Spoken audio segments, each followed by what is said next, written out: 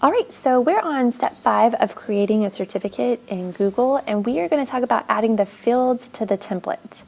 So this is a really important part, and you might even want to have your Google Sheet open so you can make sure to do it perfectly, and that way you won't have to do a lot of work later. So one of the first fields we're going to talk about are your static fields. And a static field is basically a field that is going to stay the same on every person's certificate. So this might be things like the name of your school, the title of the award, the signature line, the little text that says this is certified to and it was received on X date. Anything that's going to stay the same no matter who gets the award is called a static field.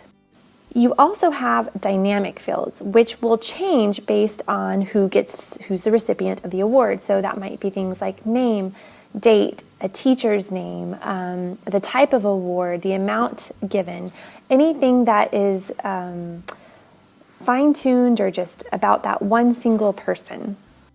So now that we know the difference between static and dynamic, we're basically going to go in and insert text boxes and create and place those fields.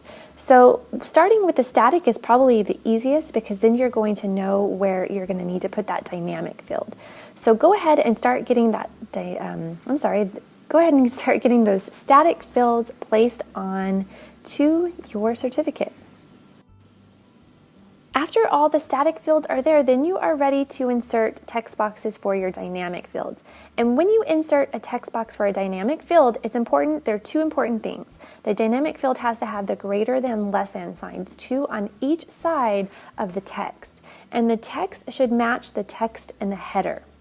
So what I mean by that is if I want a student's name to go right here in this spot, then I need to look back at my sheet and look at exactly what I put in the header name. If it says student name, then I would put student name there. If it says name, which is what happens for me, I'm going to leave name in between those brackets. So name anything that's in a dynamic field to the exact verbiage that's on the header in the sheet that you're going to complete the mail merge with.